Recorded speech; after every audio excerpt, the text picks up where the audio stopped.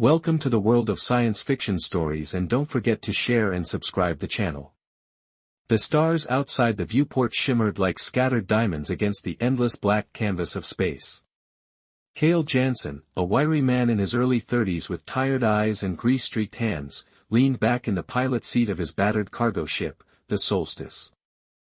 It wasn't much to look at, patches of rust marred its hull, and the engine groaned every time he pushed it past half speed, but it was all Cale had for years. He'd been hauling goods across the galaxy, surviving on scraps of contracts too small for bigger operators to bother with. Today's job should have been simple: deliver a shipment of spare parts to an outpost near the edge of Xyrath territory, but as fate would have it, simple wasn't in the cards for Cale today. A sharp alarm blared through the cockpit, startling him from his thoughts. The control panel flashed red as warning messages scrolled across the screen. What now?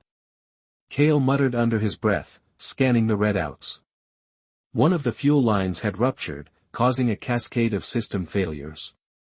He tried rerouting power to stabilize the engines, but the ship bucked violently, throwing him forward against the console. Through the viewport, Cale saw the planet looming closer, a jagged expanse of crystalline formations jutting out like broken glass beneath swirling orange clouds. There was no way to avoid it, he'd have to attempt a landing. Gripping the controls tightly, he braced himself for impact. The descent was chaos, the ship shuddered and screamed as it tore through the atmosphere, buffeted by violent winds. Cale fought to keep it steady, sweat dripping down his face. Finally, with a bone-jarring crash, the Solstice slammed into the surface, skidding across the uneven terrain before coming to a halt. Smoke filled the cabin, and Cale coughed as he unbuckled himself from the seat. His head throbbed where he'd hit it during the landing, but he forced himself to focus. Survival came first. Stepping out of the wreckage, Cale found himself standing on alien soil, or rather, alien crystal. The ground sparkled eerily under the dim light filtering through the clouds above, and towering spires of translucent material stretched high into the sky, casting long shadows that danced in the wind. It was beautiful, yes, but also unsettling. Something about this place felt wrong. Cale grabbed a toolkit and a plasma torch from the ship's storage compartment before setting off to assess the damage. If he could repair the fuel line and patch up the hull, maybe he could get the Solstice airborne again. As he worked, though, he couldn't shake the feeling that he was being watched. Every so often, he glanced over his shoulder, scanning the horizon for movement. Nothing, just the silent, glittering forest around him. It wasn't until later, as he climbed back inside the ship to retrieve more tools, that he heard it, a low growl, deep and guttural, coming from somewhere nearby. His heart skipped a beat. Slowly, he turned around, clutching the plasma torch like a weapon. There, just a few meters away, stood a creature unlike anything Cale had ever seen. Its body was sleek and feline-like, covered in iridescent scales that shifted colors with every step.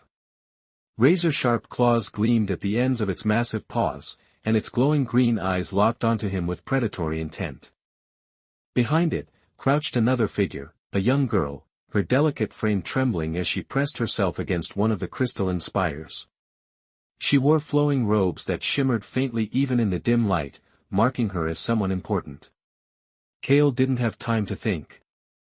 The beast lunged toward the girl, its jaws snapping hungrily. Without hesitation, Cale activated the plasma torch, sending a burst of blue flame toward the creature. It roared in pain, rearing back as the flames singed its scales. Seizing the moment, Cale charged forward, positioning himself between the girl and the predator. The creature hesitated, snarling, but wary of the fiery barrier Cale held between them. "Stay behind me," Cale shouted, not sure if the girl understood him. She nodded quickly, her wide eyes filled with both fear and gratitude. For several tense moments, man and beast faced off. Finally, with one last defiant roar, the creature turned and disappeared into the crystalline forest, leaving Cale and the girl alone, breathing heavily. Cale lowered the torch and turned to check on the girl. Up close, she looked even more otherworldly. Her skin had a faint, opalescent glow, and her pointed ears marked her as non-human. Despite her obvious fear, there was a quiet strength in her gaze. "Are you okay?" Cale asked, his voice softening. When she didn't respond, he realized she might not speak his language. Instead, he gestured to himself and said, "Cale." She tilted her head slightly, studying him for a moment before replying, "Lyra." Cale smiled weakly. "Well, Lyra, looks like we're stuck together for now." Little did he know, saving this mysterious girl would change his life forever and bring him closer to forces far greater than he could imagine. Lyra stood quietly beside Cale, her shimmering robes catching the faint light that filtered through the crystalline forest. Though she appeared calm now, Cale could still see traces of fear in her wide, luminous eyes. He wasn't sure what to make of her. Her delicate features and regal bearing hinted at someone important, but he pushed those thoughts aside for now. Survival came first. "Do you live around here?" Cale asked hesitantly, gesturing toward the towering spires of crystal. When Lyra didn't respond, he tried again, mimicking gestures to point at himself and then at her home. This time, Lyra nodded slowly and pointed toward a distant ridge, where the jagged formations seemed to stretch endlessly into the horizon. Her voice was soft but melodic when she finally spoke. Beyond that, Cale sighed inwardly. Communication was going to be tricky.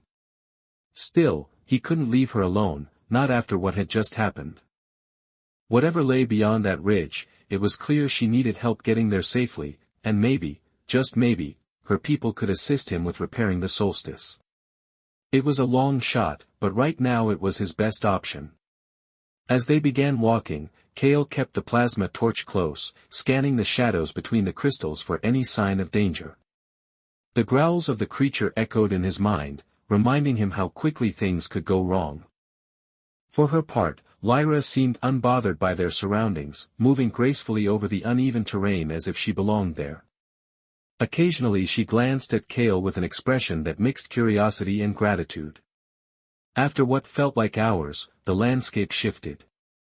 The dense forest of spires gave way to an open plain dotted with glowing pools of liquid that pulsed faintly like living veins beneath the surface. In the distance, Cale spotted movement, figures clad in metallic armor approaching on sleek, hovering vehicles. His stomach tightened. Were these people friend or foe? Lyra stepped forward, raising one hand in greeting. The figures slowed their approach, studying Cale with visible suspicion. One of them dismounted, revealing a tall, imposing figure wearing ornate armor adorned with intricate patterns. Their helmet concealed their face, but Cale could feel their piercing gaze boring into him. "Lyra," the armored figure said, their tone sharp yet tinged with relief. They turned to Cale next, their voice colder. "Who is this?" Before Cale could stammer out a response, Lyra stepped forward again, speaking rapidly in a language he didn't understand. The armored figure listened intently, occasionally glancing at Cale with narrowed eyes. Whatever Lyra was saying, it seemed to carry weight. The tension in the air eased slightly, though the warriors remained vigilant. Eventually, the leader addressed Cale directly. "You saved her life," they stated flatly, their accent thick but understandable. "Explain yourself." Cale swallowed hard, gripping the plasma torch tighter. "I was stranded here, my ship crashed, and I found her being attacked by some kind of beast. I didn't think, I just acted." The armored figure studied him a moment longer before nodding curtly. "Come, you will meet the king." The journey to the Zythy stronghold was surreal. Hovercrafts whisked them across vast stretches of alien terrain, passing through landscapes that defied logic. Rivers of molten silver flowed uphill and mountains floated impossibly in the sky. Cale tried not to gawk too much, but it was impossible not to marvel at the sheer strangeness of it all. When they finally arrived, Cale's jaw dropped. The stronghold was unlike anything he'd ever seen, a sprawling city carved into the side of a massive crystal mountain, with buildings spiraling upward like frozen waterfalls, their surfaces refracting light into dazzling rainbows. At its center stood a colossal palace, its spires reaching toward the heavens. Everything gleamed with precision and power, a testament to the advanced technology of the Zyth. Inside the palace, Kale was led through opulent halls filled with holographic displays and servants who moved with practiced grace. Despite the beauty, there was an undercurrent of unease. He was an outsider, a human surrounded by beings who clearly viewed themselves as superior. Whispers followed him wherever he went, and more than once he caught glimpses of disdainful looks from the guards. Finally, they reached the throne room. The space was cavernous, dominated by a raised dais upon which a throne made of translucent material sat. Lounging on it was King Valen, ruler of the Zythy Empire. He was tall and imposing, his skin a deep indigo hue that shimmered faintly in the light. His golden eyes locked onto Kale immediately, radiating both authority and curiosity. "So, Valen," he began, his voice smooth but commanding, "you are the human who saved my daughter." Kale bowed awkwardly. "I, your majesty." Valen raised a hand, cutting him off. "No need for formalities. Tell me, why did you intervene? Surely you knew the risks." Kale hesitated, searching for the right words. "I didn't know who she was or what that thing was, I just reacted. Anyone would have done the same." To his surprise, Valen chuckled softly. "Not everyone. Most would have fled or ignored her plight entirely. Humans are known for many things, but selflessness is rarely among them." The comment stung, but Kale forced himself to stay composed. "Maybe I'm different." Valen leaned back in his throne, studying Kale intently. "Indeed, very well. As thanks for your actions, I offer you a reward. Name your price." Kale blinked, caught off guard. A reward, he hadn't expected this. Speak freely," Valen urged. "Wealth, freedom to leave, perhaps knowledge of our technology." Kale's mind raced. Wealth wouldn't mean much if he couldn't get off this planet, and freedom sounded hollow without a working ship. Knowledge, though, that intrigued him. If I can learn even a fraction of what the Zythy know, it might change everything for humanity. Slowly, he nodded. "Knowledge. I want access to your archives to study." A murmur rippled through the court. Such a request was unheard of. No outsider had ever dared ask for such a privilege. Valen raised an eyebrow, clearly amused. "An unusual choice. Very well. Lyra will guide you." Lyra stepped forward, smiling faintly for the first time since they met. Kale saw something akin to warmth in her expression as she inclined her head toward him. "Follow me," she said. As they left the throne room together, Kale couldn't shake the feeling that he was stepping into something far bigger than he realized. For now, he focused on one thing, surviving long enough to figure it out. The Zythy archives were unlike anything Kale had ever imagined. Located deep within the Crystal Mountain, they stretched across countless levels, connected by levitating platforms and shimmering bridges. The air hummed faintly, as though alive with energy, and holographic displays floated freely, projecting streams of data that danced like fireflies. Lyra led him through the labyrinthine halls, her movements confident and unhurried, while Kale struggled to take it all in. "This place," he murmured, his voice barely above a whisper, "it's incredible." "Our history is vast," Lyra said simply. "Much of it predates your kind." Kale nodded, trying not to feel intimidated. Humans had always prided themselves on their ingenuity, but standing here among centuries, or perhaps millennia, of alien knowledge made him acutely aware of how far behind humanity truly was. Still, there was no time for self-doubt. He needed to focus if he was to make the most of this opportunity. Lyra brought him to a secluded chamber where a circular console hovered in the center of the room. She gestured for him to step closer. "Here you may begin, ask what you wish, and the system will respond." Kale hesitated, unsure where to start. Finally, he asked, "Can I learn about your ships, how they work?" Lyra tilted her head slightly, studying him. "You seek to understand our technology?" "Yes," Kale replied earnestly. "If I can figure out how your engines function, maybe I can repair mine, or even improve it." She didn't answer immediately but instead activated the console. A hologram sprang to life above it, displaying intricate schematics of a sleek, angular spacecraft. Lines of text scrolled beside the image, written in a language Cale couldn't read, but when he reached out to touch one of the floating symbols, the text shifted into English, or at least something close enough for him to understand interactively. "Lyra," he explained, "this system adapts to your needs." Cale grinned despite himself. This was exactly what he'd hoped for. For hours, he pored over the information, asking questions and experimenting with simulations provided by the archive. Lyra stayed nearby, occasionally offering insights or clarifying concepts when the translations fell short. Though she rarely spoke unless prompted, Cale found her presence comforting. Her quiet demeanor seemed to ground him, keeping him from becoming overwhelmed by the sheer scale of what he was learning. As days passed, their interactions grew more frequent and more personal. One evening, after a particularly grueling session deciphering propulsion mechanics, Lyra invited him to join her on a balcony overlooking the city. The view was breathtaking, glowing towers stretched toward the stars, and rivers of light flowed between them like veins of liquid gold. Cale leaned against the railing, feeling oddly at peace. "You've been very patient with me," he said, breaking the silence. "I know I must seem slow compared to your people." Lyra shook her head. "You are different," she said softly.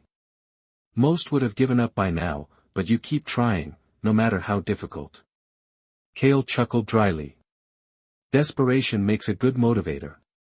"Perhaps," Lyra agreed, "but there is more to it than that. You care not just for yourself, but for others, and that is rare." Her words caught him off guard. Before he could respond, she continued, "My father does not trust easily, yet he allowed you access to our archives because of what you did for me. Do you know why?" Cale shrugged. "Maybe he felt obligated." "No," Lyra said firmly, "he saw something in you, a spark, something worth preserving." For a moment, neither spoke. The weight of her words hung in the air, leaving Cale unsure of how to respond. Instead, he turned his gaze back to the city below, letting the conversation fade naturally. Despite the progress he was making, Cale couldn't shake the feeling that something was amiss. The Zirithi court buzzed with tension, whispers of unrest echoed through the palace corridors, servants avoided eye contact, and guards moved with heightened urgency. Even Lyra seemed distracted at times, her usual calm demeanor replaced by fleeting moments of unease. One day, as they worked together in the archives, Cale decided to ask, "Is everything okay? You seem worried." Lyra hesitated before nodding slowly. "There are rumors," she admitted, "of disturbances in nearby star systems, stars flickering, planets destabilizing. My father refuses to act, fearing panic among our people." Cale frowned. "That sounds serious. Could it affect Earth too?" "I do not know," Lyra replied, "but I fear it is only the beginning." Her words lingered in Cale's mind long after their session ended. He couldn't ignore the growing sense of dread gnawing at him. If the Zirithi knew about these disturbances and chose to do nothing, what hope did humanity have? Determined to uncover more, Cale began sneaking into restricted sections of the archives late at night, using his newfound knowledge to bypass security protocols. It wasn't easy. The deeper he delved, the more complex the systems became, but eventually he stumbled upon classified files detailing the phenomenon Lyra had mentioned. What he found chilled him to the core: entire star systems collapsing under mysterious circumstances with no clear explanation. Worse still, the anomalies appeared to be spreading and heading directly toward Zirith territory. Cale knew he had to tell someone, but who? Lyra trusted him, but involving her meant risking her safety, and approaching King Valen directly was out of the question. Cale doubted the ruler would listen to a mere human. As he sat alone in the dimly lit archive, staring at the damning evidence, he realized he was running out of options. Just then, a soft voice startled him from his thoughts. "What are you doing here?" Cale turned to see Lyra standing in the doorway, her expression unreadable for a moment. Panic gripped him, but then he remembered her earlier words, she cared about protecting others just as he did. Taking a deep breath, he gestured for her to come closer. "We need to talk," he said quietly, "about what's really happening." Lyra stepped inside, closing the door behind her. Whatever bond had formed between them over the past weeks was about to be tested, and Cale prayed it would be strong enough to withstand the storm ahead. The dim glow of the Arcota holographic displays cast an eerie light over Cale and Lyra as they stood side by side, staring at the classified information hovering before them. The data was overwhelming, charts showing collapsing star systems, graphs tracking inexplicable energy surges, and fragmented reports from Sci-Fi scouts sent to investigate. Each piece of evidence pointed to one chilling conclusion: something catastrophic was spreading through the galaxy, and it was heading straight for Xyrath. Lyra's hands trembled slightly as she scrolled through the files, her usual composure cracking under the weight of what she was seeing. This cannot be real," she whispered, her voice barely audible. "Why would my father hide this?" "He's scared," Cale replied gently. "If people panic, it could make things worse, but ignoring it won't stop it either." Lyra turned to him, her luminous eyes filled with a mixture of fear and determination. "What do you propose we do? We are only two individuals against whatever this is." Cale hesitated, his mind racing. He wasn't a scientist or a strategist, he was just a cargo pilot who'd stumbled into something far beyond his understanding. But he couldn't stand idly by while entire civilizations were wiped out. "We need more answers," he said finally. "If we can figure out what's causing this, maybe we can stop it, or at least slow it down." Lyra nodded slowly, though doubt lingered in her expression. "But how? These files are incomplete.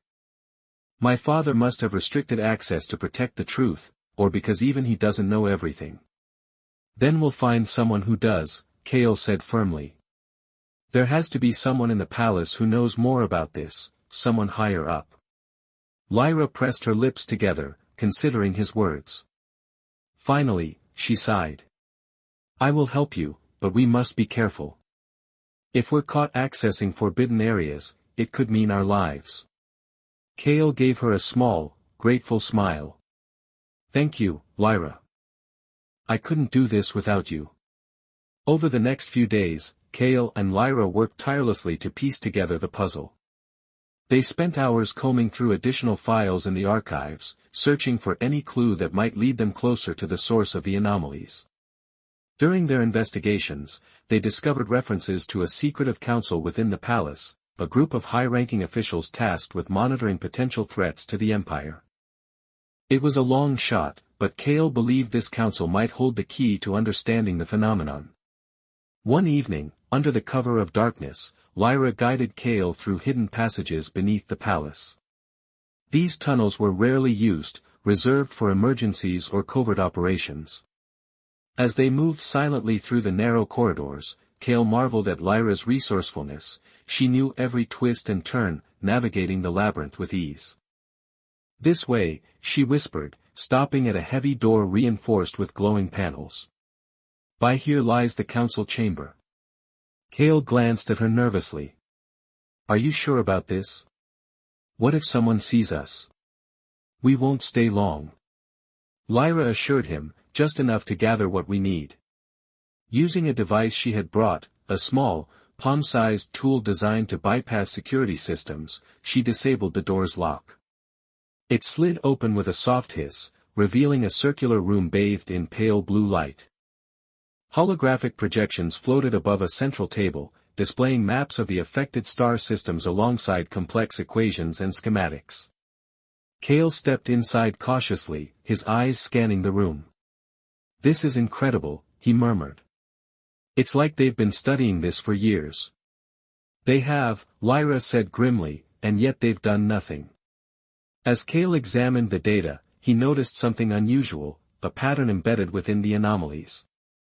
At first glance, it seemed random, but upon closer inspection, he realized it formed a kind of signal, a message, perhaps, or coordinates leading somewhere specific. "Look at this," he said, pointing to the projection. "Do you see it? There's a sequence repeating itself across multiple systems. Lyra leaned closer, her brow furrowing. Coordinates, but where do they lead? Before Kale could respond, a sudden noise startled them both, a faint hum coming from the doorway. They froze, exchanging panicked glances as footsteps echoed in the distance, growing louder with each passing second. Someone's coming, Lyra hissed. Without hesitation, Kale grabbed the device Lyra had used to unlock the door and quickly copied the relevant data onto it. "Let's go," he urged, shoving the device into his pocket. They slipped back into the tunnel just as a pair of guards entered the council chamber, their hearts pounding. Kale followed Lyra as she led them deeper into the shadows, their footsteps were muffled by the thick fabric of their robes. Once they were safely away from the chamber, Lyra stopped to catch her breath. "That was too close," she admitted, her voice trembling slightly. "If we're caught again." "We won't be," Kale interrupted, placing a reassuring hand on her shoulder. "We'll figure this out together." Back in Kale's quarters, they reviewed the stolen data. The coordinates pointed to a remote region of space near the edge of the galaxy, a place untouched by most civilizations. Whatever was causing the anomalies originated there, and Kale knew they needed to investigate further.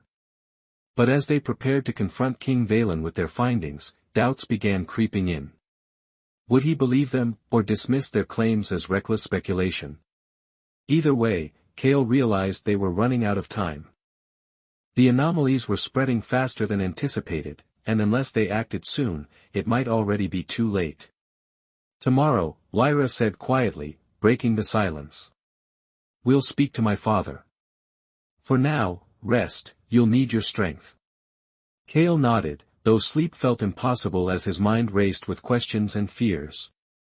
Yet one thought remained constant: no matter what happened next, he wouldn't face it alone. The grand throne room of the Zythy Palace was eerily quiet as Kale and Lyra approached King Valen. The towering monarch sat regally on his crystalline throne, his golden eyes sharp and calculating. Around him stood several members of the royal court, their expressions unreadable yet tense. Kale could feel the weight of their stares as he stepped forward, clutching the stolen data device tightly in his hand. "Father," Lyra began steadily, despite the nervous energy radiating from her, "we must speak to you about something urgent." King Valen raised an eyebrow and leaned slightly forward. "Urgent? You interrupt my counsel for this?" "It concerns the anomalies spreading through the galaxy." Undeterred, Lyra gestured toward Kale. "He has uncovered evidence that demands your attention." Kale swallowed hard and stepped to the side. "Your Majesty, I know you've been aware of these disturbances for some time, but what we found goes deeper. It's not just random destruction, there's a pattern, a signal embedded within the chaos. It leads to coordinates near the edge of the galaxy." Valen's expression darkened, and he exchanged a glance with one of his advisors, a tall, stern-faced general named Terra, who had always regarded Kale with thinly veiled hostility. For a moment, no one spoke. Then Valen leaned back in his throne, his tone icy. "And how did you come by this information?" Kale hesitated, knowing the truth would only make matters worse. Before he could respond, Lyra interjected, "That is irrelevant. What matters is the threat itself. If we don't act now, it will reach us and possibly destroy everything." General Terra stepped forward, his armor gleaming ominously under the light. "This human dares accuse our king of negligence. He is nothing more than an outsider, meddling in affairs he does not understand." "That's not true." Kale shot back, frustration boiling over. "I may be human, but I'm trying to help. Do you really want to sit here and do nothing while entire star systems collapse?" The room erupted into overlapping murmurs of outrage and disbelief. Valen raised a hand, silencing them, his gaze piercing. "You presume much, human. My decisions are made with the best interests of my people in mind, not based on conjecture or fear-mongering." "But it's not conjecture," Kale insisted, pulling out the device and activating its holographic display. Projections of collapsing stars and encoded signals filled the air. Look at this. This isn't natural, something or someone is behind it. For a brief moment, Valen wavered, his eyes flickered over the data as he processed the implications. Before he could respond, General Terra intervened again, his voice dripping with disdain. Enough of this nonsense. This so-called evidence is clearly fabricated. You broke into restricted areas, stole classified files, and now seek to sow discord among us. Lyra stepped forward, her voice rising in anger. That's a lie. We acted because we care about protecting our people and our future. Valen's expression hardened, and he rose from his throne. Enough. Both of you have overstepped your bounds. Kale Jansen, you are hereby charged with espionage and treason against the Zirathi Empire. As for you, Lyra, you will remain under house arrest until further notice. Kale's heart sank. Wait, you can't do this. We're telling the truth. I am the king, Valen replied coldly. My word is law. Take him away. Guards moved swiftly, seizing Kale by the arms. He struggled, shouting protests, but it was futile. Out of the corner of his eye, he saw Lyra being led away by two attendants, her face etched with anguish as they dragged her out of the throne room. Kale caught one last glimpse of General Terra smirking triumphantly before he was thrown into a dimly lit cell deep within the palace dungeons. The walls were smooth and metallic, humming faintly with energy that made escape impossible.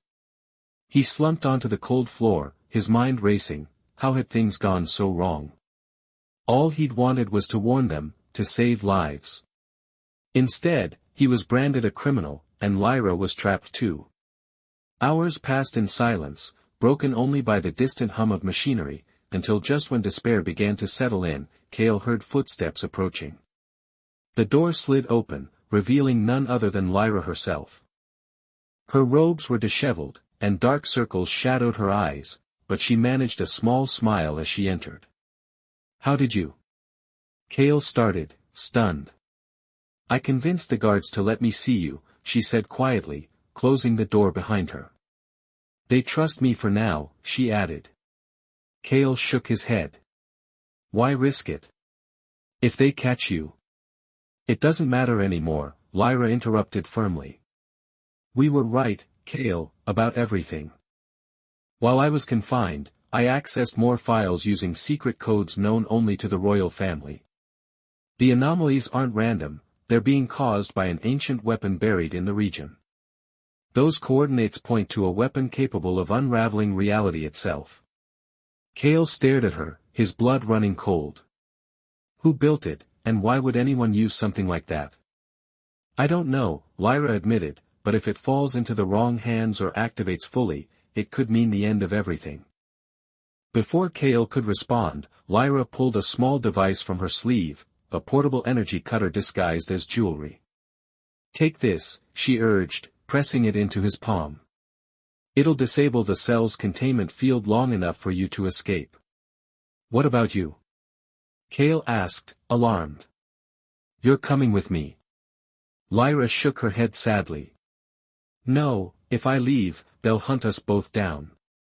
Someone needs to stay behind and try to reason with my father, to convince him of the truth. Besides, she paused, her voice softening, you're the only one who can stop this, Kale.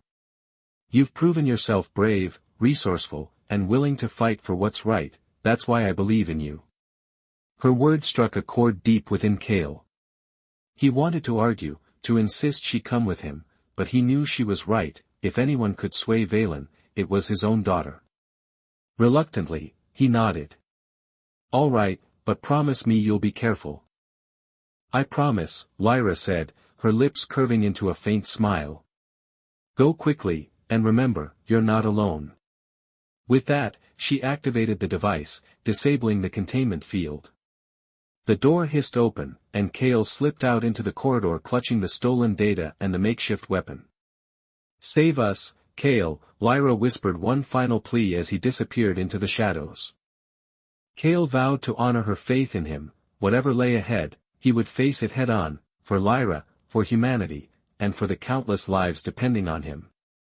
The corridors of the ZYTH palace were eerily silent as Kale moved swiftly through the shadows, his every step calculated to avoid detection. The portable energy cutter Lyra had given him was tucked safely into his pocket, its small size masking its immense potential. He knew he couldn't afford to make a single mistake, not when so much depended on him. Every corner he turned felt like a step closer to freedom, but also deeper into danger. Kale's mind raced with thoughts of Lyra, her words echoing in his head, "You're the only one who can stop this." Her faith in him burned brightly, fueling his determination even as doubt crept in. He wasn't a hero, just a cargo pilot trying to survive, yet here he was, carrying the fate of an entire galaxy on his shoulders. If he failed, the consequences would be unimaginable. As he neared the hangar bay where the Solstice was held for repairs, Kale spotted 2 guards stationed at the entrance. Their metallic armor gleamed under the dim lights, and their weapons hung ready at their sides. Taking a deep breath, Kale activated the energy cutter, creating a brief electromagnetic pulse that disrupted their equipment. The guards stumbled back in confusion, giving Kale just enough time to slip past them unnoticed. Inside the hangar, the Solstice stood battered but functional, its hull patched up by Zythi engineers. Kale climbed aboard quickly, his hands moving instinctively over the controls. The ship roared to life, its engines humming with newfound power thanks to the advanced repairs. He glanced out the viewport one last time, half expecting to see Lyra watching him from afar, but the hangar was empty save for the faint glow of the crystalline walls. With no time to waste, Kale piloted the Solstice out of the hangar and into the vast expanse of space. The coordinates burned into his mind led him toward the edge of the galaxy, a desolate region shrouded in darkness.